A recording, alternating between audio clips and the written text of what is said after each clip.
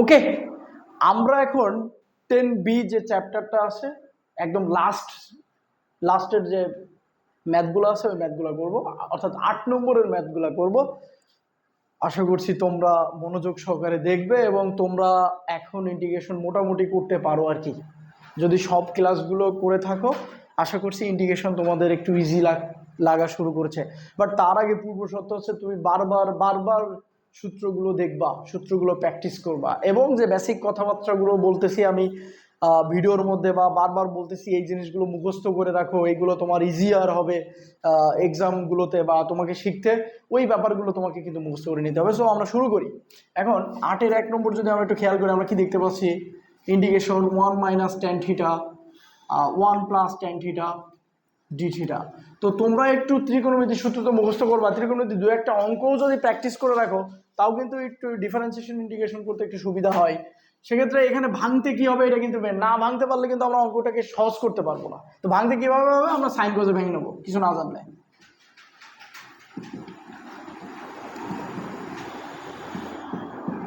D theta. তো এখানে কি লসাগু করা যায়? cos θ - sin θ হয়, নিচে cos θ হয়। আবার এখানেও cos θ যদি লসাগু হয় cos θ × 1 করলে cos θ হয়, প্লাস এখানে কি হয় sin θ হয়, ডি থিটা হয়। বুঝেছি মনে হয়? লসাগু করা যায় না? cos θ লসাগু cos θ - 1 cos θ × 1 করলে cos θ - sin θ by cos θ। cos θ okay cos θ plus sin θ। তাহলে এই নিচে হরে হরে আছে কেটে যায়, আলটিমেটলি cos θ - sin θ উপরে থাকে আর নিচে cos θ plus sin θ d theta থাকে। তোমরা কিন্তু এখন শিখে গেছো, হরটাকেই তোমরা জেড ধরবানে ডিফারেন্সিয়েশন করে দেখবা না, এইটাই কিন্তু এর সাথে আসে। তো আমি যদি বেসিক শিখাইছি আমি তোমাদের এটা বলতে পারি, হরকে ডিফারেন্সিয়েশন করে লব পাওয়া যাচ্ছে কিনা দেখো। cos θ কে করলে -sin θ sin θ কে করলে cos θ হয়, cos θ কে করলে -sin θ হয়, আর sin θ কে করলে প্লাস cos θ হয়। অর্থাৎ হরটাকে ডিফারেন্সিয়েশন করে লব পাইছি। তাহলে অ্যান্সার হবে লন অফ যা আছে তাই, হরে লন অফ হর প্লাস সি। আর তোমরা যদি চাও যে না ঠিক আছে put cos θ plus sin θ is equals to, তুমি জেড ধরবা, cos θ মানে -sin θ আর sin θ মানে cos θ, অর্থাৎ cos θ - sin θ dx is equals two dz। তাহলে উপরেরটা সমান dz লিখবা আর নিচেরটা সমান z লিখবা প্লাস সি। এখনো একই কথা, হরকে ডিফারেন্সিয়েশন করে লব লন অফ z প্লাস সি। এই জেডের জায়গায় আবার তুমি যে x ধরছিলে এটা বসাই দেবা, ওই একই কথা, তোমরা পারবা। ওকে, তাহলে আমরা নেক্সট অঙ্কটা একটু দেখা ট্রাই করি। আমি একটু বলতে চাই 8 নম্বরের অঙ্কগুলো কিন্তু খুব ইম্পর্টেন্ট, বিভিন্ন অ্যাডমিশন পরীক্ষায়ও দিয়ে বসে থাকে। আমি যখন এই ভিডিও মেক করতেছি আজকের এই দিনেই কিন্তু কৃষি গুচ্ছের পরীক্ষা হয়েছে এবং আমরা কিন্তু অধ্যায় লাস্টের যে অঙ্কটা আছে এটা দেখতে পাবো, dx/1 + tan x। এটাকে একটা লিমিট দিয়ে এই অঙ্কটা দেওয়া ছিল। আশা করতেছি আমরা ভালো মতো শিখবো এবং প্র্যাকটিস করবো, এবং 8 নম্বরের অঙ্কগুলো খুবই ইম্পর্টেন্ট। ওকে, দেন আমরা আসতেছি এই অঙ্কতেও। প্রথম অঙ্কটা গেল। নেক্সট অঙ্ক যেটা আছে cos cube x √sin x dx, রুটের মধ্যে যেটা থাকে ওইটাকে আমাদের কি করতে হয়? জেড ধরতে হয়, ঠিকই না? এই ঠিকই না? এখন sin x = z হলে cos x dx is equals two dz, কিন্তু এখানে cos x তো নাই, cos কিউ এক্স আছে। ভাই বানাই নিতে তো অসুবিধা নাই, cos x × cos square x √sin x dx।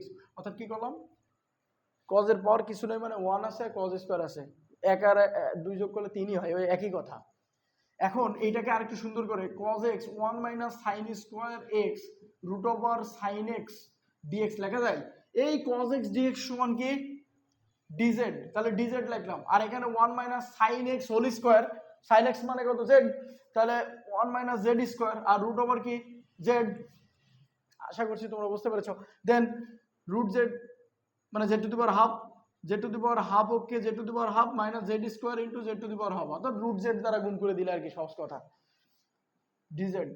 তো z⁻½ থাকলো, এখানে z⁻2 + ½ আসবে, আমি এখানে দেখাচ্ছি 5/2 চলে আসবে। লসাগু করো, 2 × 4 + 1 5/2 আসবে। তাহলে আলটিমেটলি z⁻5/2।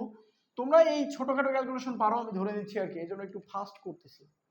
এই তোমরা কিন্তু বারবার দেখবা, যখন বুঝবা না, প্রথমে তুলতে গেলে দেখা যাচ্ছে বুঝতে পারবা না, তোমরা যখন ভিডিওটা দেখবা একবার, দেখে বুঝে নিবা, দেন তুমি করতে বসবা, ভিডিও দেখবা আর তুলবা, নিজে খুব ফাস্ট ক্যালকুলেশন করবা আর কি। ধন্যবাদ।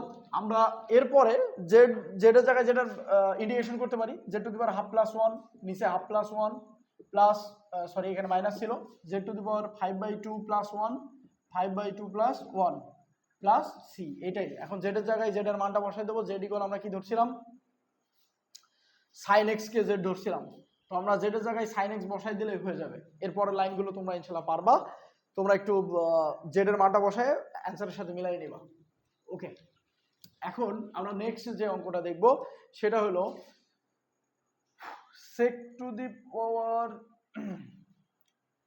দি power 4x root over tan x dx। আমরা কিন্তু জানি tan x কে আমরা কি ধরি, z ধরি। আমরা কিন্তু ভিডিওর প্রথমের দিকে বলেছি tan x কে z ধরতে হয়। tan x কে যদি z ধরো তাহলে আমি মুখস্থ করতে বলছিলাম sec square x dx is equal to কত, dz। আমাদের sec স্কয়ার x একটু বেশি আছে না, sec টু দি পাওয়ার 4 আছে, তাহলে এটাকে সুন্দর করে sec square x into sec square x dx এইভাবে তো ভেঙে লিখতে পারতাম, আগেই ধরতে চলে গেছি, ধরা থাকুক। তাহলে sec স্কয়ার মানে কি 1 প্লাস tan স্কয়ার, এটা কিন্তু ছোটকালের সূত্র, 9 আমরা পড়ছি এটা। sec স্কয়ার x dx এটা ওর মতো করে লিখে রাখলাম আর কি, রুট ওভার tan x। এখন কি আমরা খুব সহজে পারবো না, sec স্কয়ার x dx মানে কত, dz। আর এই 1 plus tan x whole square মানে কি 1 plus z square divided by কত, রুট z। এতটুকু পর্যন্ত আমরা পারবো কি পারবো না, এই পারবো কি পারবো না, আমরা কিন্তু পারবো, মাথা ঠান্ডা করে করব, আমরা অবশ্যই পারবো। এরপরে দেখি আলাদা করে দেবো, তার মানে রুট জেড কে 1 এর নিচেও দেবো, জেড স্কোয়ারের নিচেও দেবো, তো 1 by root Z plus Z square divided by কত, রুট জেড ডিজেড ইন্টিগ্রেশন। তাহলে এটা কত হবে, Z to the power minus half plus Z to root, মানে জেডের উপরে রুট মানে আছে Z to the power half, তাহলে 2 মাইনাস হাফ চলে আসবে ইন্টিগ্রেশন ডিজেড। আমরা কিন্তু সুযোগ করতেছি, আমি একটু করে ফেলাইছি কারণ আমরা ধরে নিলাম যে আমরা পারি।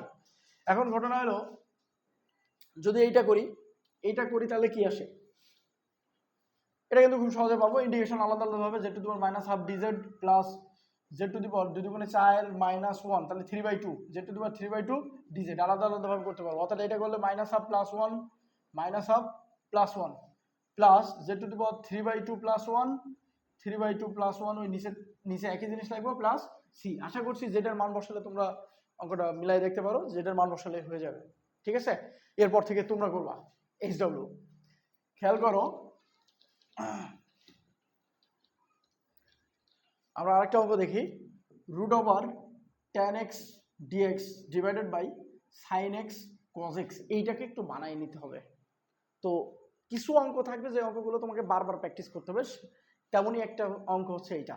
কি করতে হবে, আমরা tan x কেই তো z ধরি না, কিন্তু আমার তো tan x কে z ধরলে sec স্কয়ার x dx থাকা লাগে। তুমি তো না এই পোর্শনটা ঢেকে রেখে 1/cos x মানে কি sec x বলতে পারবা না, কিন্তু sec x পাইলে কি তুমি শান্ত হবা না তো। তুমি tan x কে যদি z ধরো sec স্কয়ার লাগবে, কারণ tan x কে z ধরলে sec square x dx equal dz হয় কি হয় না। তার মানে তোমার কিন্তু sec স্কয়ার x টা নাই ম্যাম, sec স্কয়ার x টা নাই, sec স্কয়ার x টা নাই, sec স্কয়ার x টা নাই, sec স্কয়ার x টা নাই। তাহলে কি হবে, আমাদের কি করতে হবে, ইন্টিগ্রেশন tan x, এই যে sin x আছে না, এখানে জোর করে একটা কি নিলাম, নিচে cos x নিলাম, তাহলে এখানে cos x গুণ করতে হবে না, কিন্তু তার আগেই sin x এর সাথে কি গুণ অবস্থায় আছে cos x, আলটিমেটলি এখানে কিন্তু cos x টাই আছে। কথা ক্লিয়ার কিনা, এখন কি বুঝছি ব্যাপারটা, কেন cos x গুণ নিলাম, কারণ তুমি যদি এই পোরশনটা দেখো 1/cos x আছে, তার মানে sec x হচ্ছে, কিন্তু sec x হলে তুমি খুশি না তো। তুমি tan x কে যখনই পুট করবা, যেমন আমি পুট আগেই করে রাখি, tan x ইকুয়াল যদি z হয় ddx অফ, তুমি tan x কে করবা dz dx, তো tan x কে করলে sec স্কয়ার x dx হয় ইকুয়াল dz, তাই তো। এইটা হয়, sec স্কয়ার কি আছে নাই, এই জন্য আমি কি করলাম, এই cos কে স্কয়ার বানানোর জন্য কি করলাম, sin এর নিচে একটা cos দিয়ে আসলাম, তাহলে একটা cos বাড়তি নিয়ে আসি, এই জন্য গুণ করে দিছি, আর আগে থেকে একটা cos ছিল, এই যে cos গুণ করলে কি হয়ে যাচ্ছে cos স্কয়ার, তাই না, cos গুণ করলে কি হয়ে যাচ্ছে cos স্কয়ার হয়ে যাচ্ছে। তাহলে রুট ওভার tan x, এখানেও tan x আসছে ইনটু cos স্কয়ার x আসছে dx আসছে, এই যে কিছু নেই মানে তাদের সাথে কি অবস্থা আছে, 1 গুণ অবস্থা আছে, 1/cos স্কয়ার x মানে কিন্তু এই যে sec স্কয়ার x dx চলে আসলো, উপরে রুট ওভার tan x আর নিচে আসে শুধু tan x।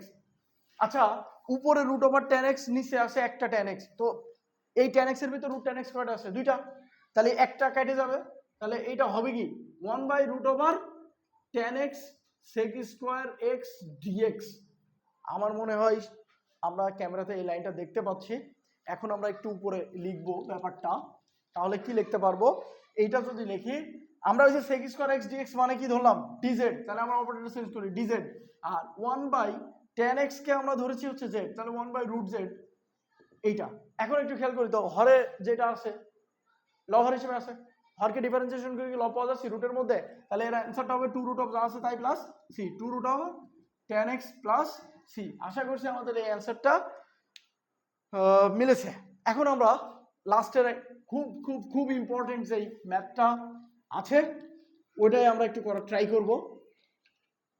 দেখি আমাদের আছে integration cos x divided by cos x plus sin x dx। Okay, এখন একটু যদি খেয়াল করি, আমি কি হরকে ডিফারেন্সিয়েশন করে লব পাচ্ছি, sin x কে গেলে cos x পাচ্ছি, cos x কে গেলে এখানে যদি মাইনাস sin x থাকতো তাহলে মজা লাগতো, হচ্ছে না তো? আচ্ছা হচ্ছে না, ভালো কথা। হরকে ডিফারেন্সিয়েশন করে লব হয়নি, কিন্তু লব বাই হর আছে, এটাকে জেড ধরেও আমি কোনো কাজ টাজ করতে পারতেছি না। তাহলে কি করব, ওই যে আমি প্রথমে বেসিকে বলছিলাম লব হর থাকলে হরটাকে লবে বসাইতে লাইন ফাইল করে দেখবো করতে পারি কিনা। তো সেই হিসেবে cos x প্লাস কি আছে sin x আছে না, আমি এটাকে লিখলাম cos x plus sin x লিখে দিছি, কিন্তু plus cos x minus sin x লিখতে পারি। তাহলে sin x তো প্রথমে ছিলই না, এখানে sin x এর কোনো জিনিস আছে নাকি, নাই, এজন্য sin x আর sin x কিন্তু জিরো হয়ে গেছে, কিন্তু cos x আর cos x যোগ করলে কয়টা হয়ে গেছে, দুইটা, কিন্তু আমার অঙ্কে আছে কয়টা, একটা। তাহলে কি করতে হবে, হাফ দ্বারা গুণ করে দিলেই কিন্তু আমার হয়ে যাচ্ছে। ক্লিয়ার কিনা? এখন হরটাকে এখন আমি বলবো আলাদা করে দিতে, হরটাকে এই দুইটা জিনিসকে টোটাল কয়টা জিনিস মনে করব, একটা জিনিস মনে করব, আর উপরে এতটুক পর্যন্ত একটা জিনিস, এতটুকু পর্যন্ত একটা জিনিস, তাহলে কিন্তু আলাদা করে ফেলতে পারবো। তাহলে হাফ দিলাম, ইন্টিগ্রেশন দিলাম cos x plus sin x উপরেরটা, cos x plus sin x নিচেরটা, plus cos x minus sin x divided by cos x plus sin x dx। আমরা মনে হয় বুঝতে পেরেছি, আমরা এই cos x plus sin x কে একটা জিনিস মনে করলাম, নিচে ওই দুইটা জিনিস লিখছি, উপরে এই প্লাস পর্যন্ত cos x plus sin x কে দিলাম, এটা দিলাম। এখন এইটার এটা ভাগ করলে কত হয় 1, আর এটা এইভাবেই থাকে cos x minus sin x divided by cos x plus sin x। তোমরা যদি একটু মনোযোগ দিয়ে অঙ্ক করো, প্র্যাকটিস করে থাকো, তোমরা কিন্তু জানবা যে এই অঙ্কটা আমি একটু করে এসেছি, কিন্তু প্রথমে ওই 1 নম্বরের tan থিটাকে ভাঙার পরেই কিন্তু এক লাইন পরে আমরা করে এসেছি 8-এর 1 নম্বর অঙ্কটা। এখন কিন্তু তোমরা পারবা। আমি ইন্টিগ্রেশন এইভাবে থাকার অর্থ কি, হাফ দিলাম, থার্ড ব্র্যাকেট দিয়ে দিলাম, ইন্টিগ্রেশন করার অর্থ হচ্ছে এই 1টাকে আলাদাভাবে ডিএক্স করি, এটাকেও আলাদাভাবে ডিএক্স করি। আশা করছি তোমরা বুঝতে পেরেছো। তাহলে 1 কে করলে x হয়, আর এটাকে করলে হরকে ডিফারেন্সিয়েশন করে দেখো লব পেয়ে গেছিলাম 8-এর 1 নম্বরে, তাহলে ln অফ কি হবে cos x minus sin x, sorry cos x plus sin x, ln of হর, দেখো cos x কে করলে মাইনাস sin x হয়, sin x কে করলে cos x হয়, হরকে ডিফারেন্সিয়েশন করে লব পেয়ে গেছি ln অফ হর প্লাস সি, এর সাথে হাফ গুণ অবস্থায় আছে, এটাই অ্যান্সার। আশা করছি তোমরা বুঝতে পেরেছো। এইটা খুব খুব খুব ইম্পর্টেন্ট, তোমরা অবশ্যই এই অঙ্কটা করার পর 1-2 বার প্র্যাকটিস করবা, এবং এই অঙ্কটা কিভাবে করলাম এটা মনের মধ্যে গাইতে নিবা। এখন খেয়াল করো, লাস্ট আমাদের যে অঙ্কটা আছে, আসলে এই অঙ্কটাও এই অঙ্কই, যে অঙ্কটা আমরা এখন শুরু করবো, এটা আমাদের ইমিডিয়েট যে অঙ্কটা করলাম এই অঙ্কটাই দেখি, dx by 1 plus tan x। এটা আমাদের আজকে যখন ভিডিও করছি, আমাদের যে কৃষি গুচ্ছের পরীক্ষা ছিল, এই গুচ্ছের পরীক্ষা আসছিল ব্যাপারটা একটু খেয়াল করো। এই যে কিছুই করতে পারছি না, হরকে ডিফারেন্সিয়েশনও করতে পারছি না, এখানে জেডও ধরতে পারছি না, কারণ sec স্কয়ার x dx নাই। তাহলে কি করব, তাহলে আমাদের কাজ হচ্ছে tan কে দেখা মাত্র sin cos এ নিয়ে যাবা। tan কে যদি জেড ধরতে না পারো, tan কে sin cos ভেঙে দিবা, এটাও কিন্তু একটা রুল হিসেবে মনে রাখো আর কি, আমি বলতেছি। খেয়াল করো, তাহলে এটাকে যদি লসাগু করো তাহলে কি আসে, cos x এর লসাগু করলে cos x plus sin x আসে, আর এখানে dx আগে থেকে ছিল। এটাকে যদি উল্টে যাই তাহলে cos x dx থাকে, আর নিচে আসে কি cos x plus sin x। আমার মনে হয় আমার আর করা ঠিক হবে না, তোমরা এরপর থেকে আগে যে অঙ্কটা করলাম ঠিক একইভাবে তোমরা শেষ নামাবা। ধন্যবাদ।